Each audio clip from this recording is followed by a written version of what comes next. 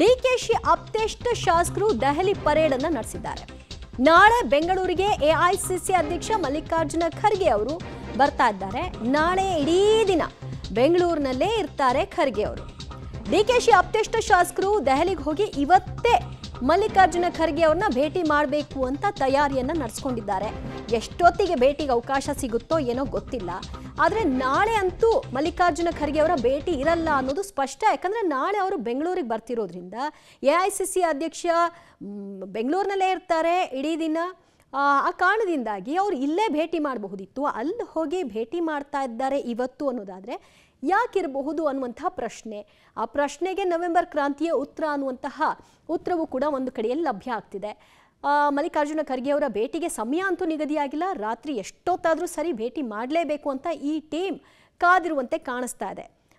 ನಾಳೆ ಅವರು ಬರೋದ್ರಿಂದ ಇವತ್ತೇ ಅದು ಆಗಬೇಕು, ಇಲ್ಲಾಂದರೆ ನಾಳೆ ಅವ್ರಿಗೆ ಸಿಗೋದಿಲ್ಲ. ನಾಳೆ ಅವರು ಯಥಾಸ್ಥಿತಿ ವೇಣುಗೋಪಾಲ್ ಅವ್ರನ್ನ ಭೇಟಿ ಮಾಡಬೇಕು ಅನ್ನುವಂಥ ಪ್ಲಾನ್ ಇಟ್ಕೊಂಡಿದ್ದಾರೆ. ಅದು ಸಾಧ್ಯ ಆಗುತ್ತಾ ಅನ್ನೋದನ್ನು ನೋಡಬೇಕು. ಮಲ್ಲಿಕಾರ್ಜುನ ಖರ್ಗೆ ಅವ್ರನ್ನ ಈಗಾಗಲೇ ಡಿ.ಕೆ. ಶಿವಕುಮಾರ್ ಅವರು ಭೇಟಿ ಮಾಡಿ ಏನು ಮಾತುಕತೆ ನಡೆಸಬೇಕಿತ್ತೋ ಎಲ್ಲ ಮಾತುಕತೆ ನಡೆಸ್ಬಂದ ನಂತರದಲ್ಲಿ ಈ ಬೆಳವಣಿಗೆ ಆಗ್ತಿರೋದ್ರಿಂದ ಏನನ್ನ ಹೇಳಲು ಸಾಧಿಸಲು ಹೊರಟಿದ್ದಾರೆ ಅನ್ನುವಂಥ ಪ್ರಶ್ನೆ.